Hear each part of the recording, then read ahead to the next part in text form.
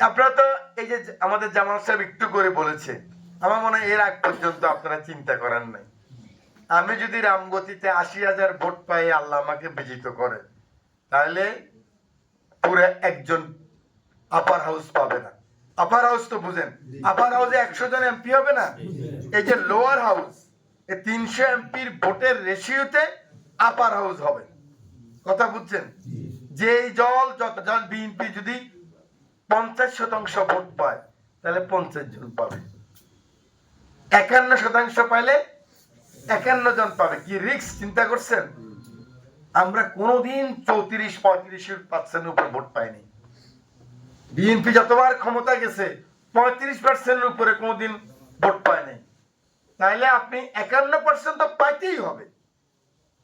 না পাইলে lower house থেকে যত আইন আপনি উপরে পাঠান আপার হাউসে, আপার হাউস যদি অ্যাকসেপ্ট না করে, আপনার এই যে তারেক রহমান ৩১ দফা সংস্কার প্রস্তাব, এই যে কৃষি কার্ড, এই যে ফ্যামিলি কার্ড, এই যে স্বাস্থ্য কার্ড, এই যে ছাত্রদের জন্য প্রকল্প, বেকারদের জন্য প্রকল্প, যুবকদের জন্য লোন, এসএমই লোন, চাকরি, যে বলছে ১ কোটি চাকরি দিবে প্রথম বছর, কিছুই তো হবে না ভাই।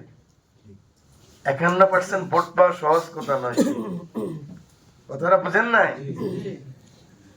একজন এমপি ৫ রাহাত ভাই ঘুম যাও, রাত ঘুমাও ভাই, ঘুমাও, ঘুমাইতে ঘুমাইতে আমাদের দিন চলে যাবে।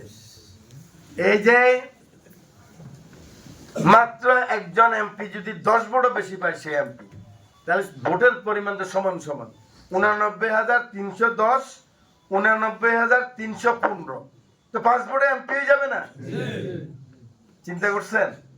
৫১% পাইলে ৫১ জন, ৫২% পাইলে ৫২ জন, ৪৯% পাইলে ৪৯ জন। বাকিরা যদি এক হয়ে যায় সবাই, বাকিরা তো আপনার বিরুদ্ধেই, বাকিরা সবাই আপনার বিরুদ্ধে না।